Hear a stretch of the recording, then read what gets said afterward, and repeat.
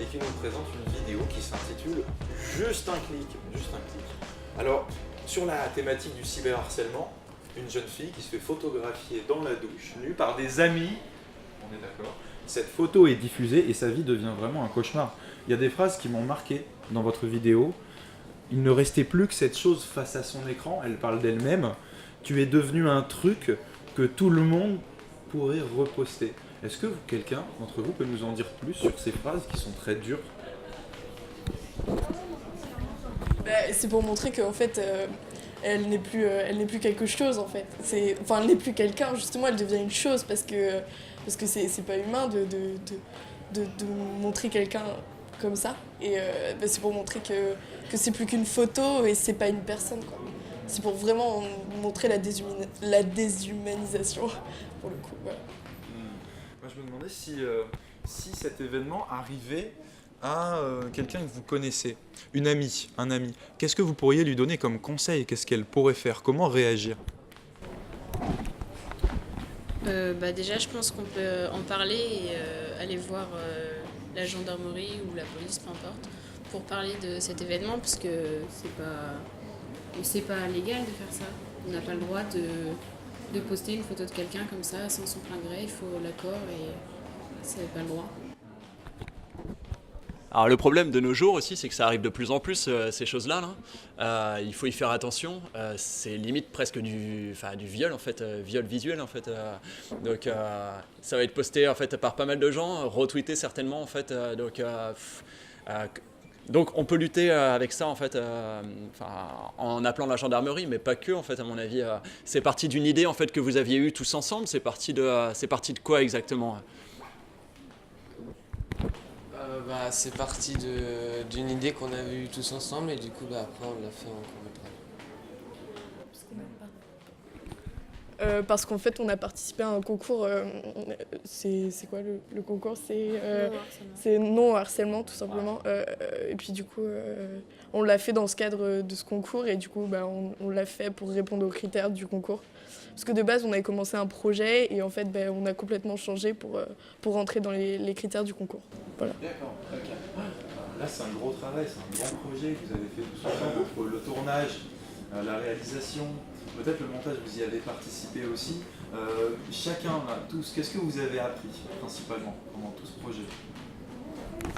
On a appris à gérer les caméras déjà, à tenir, monter, apprendre un petit peu, regarder les logiciels aussi du coup de montage. On a pu voir comment ça se passait, les rushs, la prise de son aussi.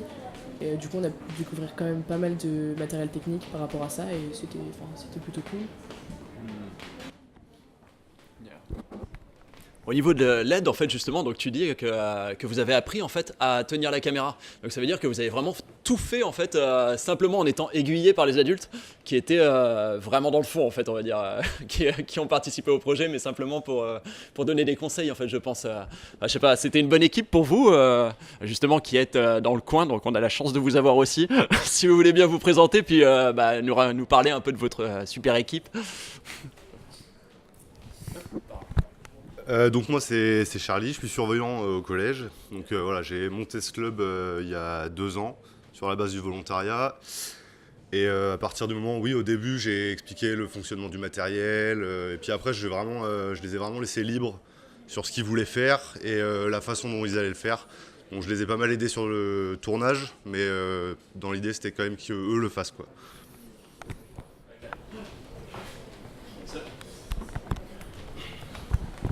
Bon, c'est rapide, on va déjà s'arrêter dans cette interview, mais je me demandais, vous en avez discuté entre vous de tous ces sujets, là on parle du cyberharcèlement. Si vous aviez pendant l'été plein de moyens, des adultes qui s'occupent de vous encore, est-ce que vous auriez une autre idée, une autre thématique sur laquelle vous voudriez faire une vidéo? Quelqu'un veut? Ça serait pour dénoncer quelque chose d'autre ou oui. Je sais pas vraiment. Ce serait quoi le sujet phare en fait de la prochaine année? Parce que là en fait ça fait déjà 3 ans. Ah 2 ans pardon, excuse-moi, ouais, ça fait déjà 2 ans. Donc l'année prochaine en fait est-ce que vous êtes chaud pour relancer Mais l'aventure? en fait, le truc, c'est. Ouais, on aurait beaucoup aimé réaliser quelque chose d'autre ensemble. Ouais. Du coup, on va tous partir vers nos lycées différents, du coup, Bien ça sûr. va être compliqué. Ah. Mais on aurait vraiment aimé. Mais après, sur quoi? Je pense qu'on serait parti sur un truc rien à voir. Pas forcément pour dénoncer quelque chose, peut-être une fiction ou. Ok. Mais je pense qu'on aurait carrément changé de sujet. Ouais. Parce que ça fait déjà 2 ans qu'on bosse un peu sur le harcèlement, du coup. Bah ouais, je pense ouais. qu'on pourrait le changer. Histoire de voir autre chose Voilà, en fait, exact. mais toujours en ayant les techniques que vous avez appris quoi finalement. Ouais, c'est ça. Ah. Ouais. C'est chouette. On est content de vous avoir accueillis ici sur le plateau du Caboteur à La Rochelle au FestiPrève. On vous souhaite bonne chance Merci. pour la cérémonie de ce soir, à laquelle on vous retrouvera. On vous voit ce Merci soir. Donc en espérant vous voir sur la scène, ça sera cool. Merci beaucoup. Merci à vous. Merci, Au merci. revoir. À ce soir, merci.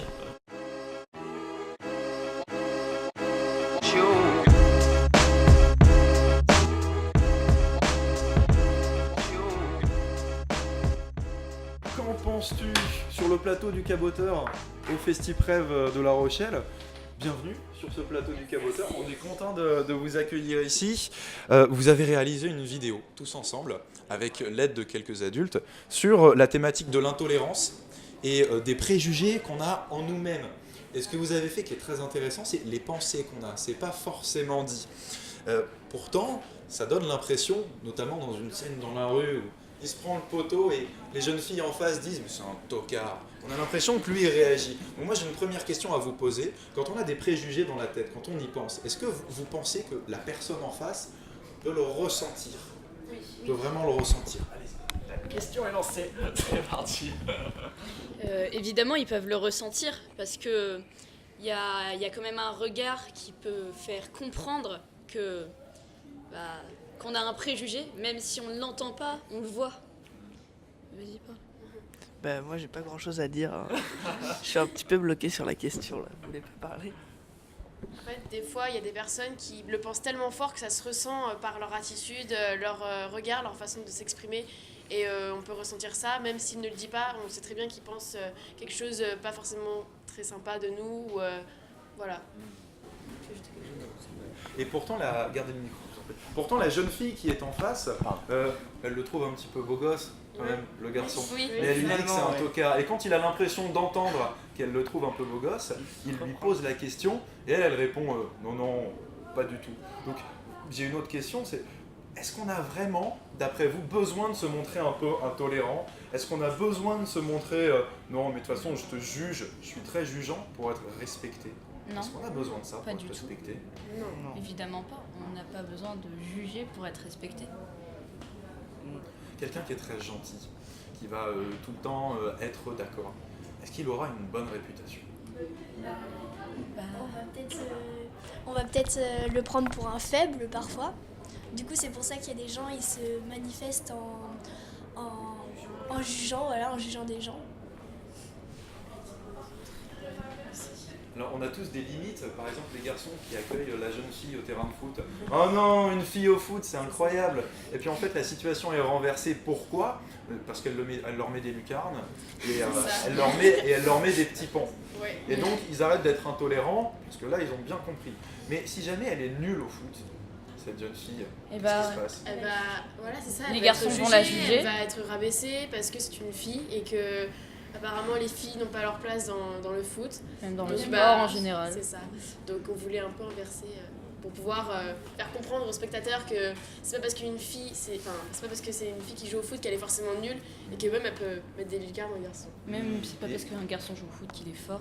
Est-ce que les garçons, eux, ont le droit de vouloir jouer contre personnes qui jouent très bien au foot? Est-ce qu'on a le droit de dire non, aujourd'hui, là, on a vraiment envie de faire du sport entre gens qui jouent bien au foot? Est-ce que vous l'accepteriez, ça? Des gens qui disent non. Bah, on a tous nos différences aussi, donc des fois on peut accepter qu'il y ait des personnes moins faibles et plus faibles, mais je veux dire, on n'est pas obligé d'être les plus forts tous ensemble, on peut aussi se mélanger et c'est ça qui est bien. Et puis après, si ces garçons disent on veut jouer avec des personnes qui jouent bien au foot, il faut qu'ils excluent aussi certains garçons qui jouent également pas bien au foot comme certaines filles, et garder certaines filles qui jouent aussi bien que des garçons. vous l'accepteriez qu'il y ait un groupe de personnes qui disent non, là on se fait un petit foot entre nous parce qu'on joue bien au foot, on veut se faire de belles passes, on pourra jouer ensemble un peu plus tard. Est-ce que vous l'acceptez ça? Dire un petit foot entre nous, bah, c'est pas dérangeant, ils veulent juste être entre amis. Mais dire avec des personnes qui jouent bien au foot, bah, en fait, ils savent peut-être pas notre niveau ou quelque chose comme ça, donc c'est pas très très acceptable. Il y a une autre scène qui est très marquante, c'est ce jeune homme qui rentre en classe, il n'a pas sa calculatrice.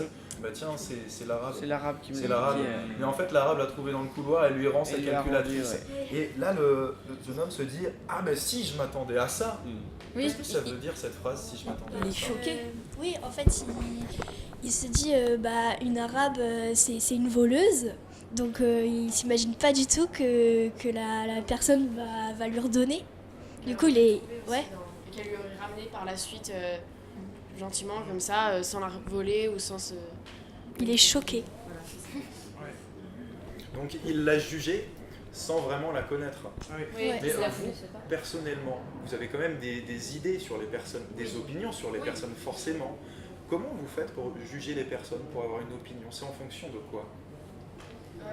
De l'attitude, de la façon de s'exprimer des fois, ou puis même de notre éducation chez nous.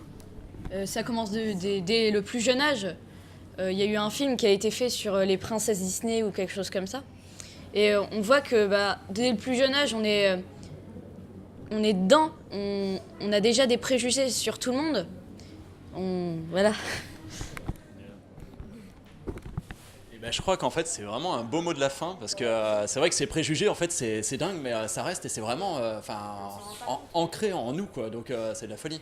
On parlait de l'arabe en fait tout à l'heure, on parle de la fille et ainsi de suite, mais on voit toutes les actualités en fait qui changent tout ça quoi. On voit des groupes de nanas en féminin, dans tous les sports qui éclatent tout, des groupes de plein de choses, il y a des populations qui se mélangent pour faire des projets ensemble et tout ça, et puis bah ça finalement en fait quelque part ça nous choque parce qu'on se dit mince en fait on a peut-être tort et puis on n'y est pas habitué quoi.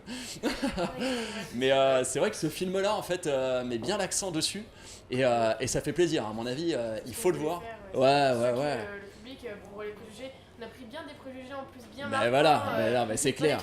On va bien y aller comme ça, on va tout comprendre. On a pris ça sur le thème de l'humour quand même. Oui, il en faut, ça passe toujours mieux en fait, franchement. Ouais.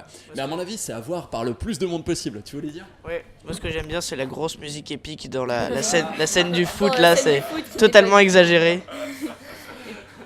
Et puis même maintenant qu'on a fait ce film, on repense à ce qu'on voit on juge moins vite les personnes, je pense, après avoir fait ce film. Vous vous rendez plus compte Oui. de ce que vous pensez. Oui, c'est ça. On va s'arrêter ici, on vous écrit notre grand merci d'être venu sur le plateau du Caboteur et de nous avoir présenté Qu'en penses-tu? Et surtout, on vous dit à ce soir pour voir en fait sur le podium, on vous retrouve.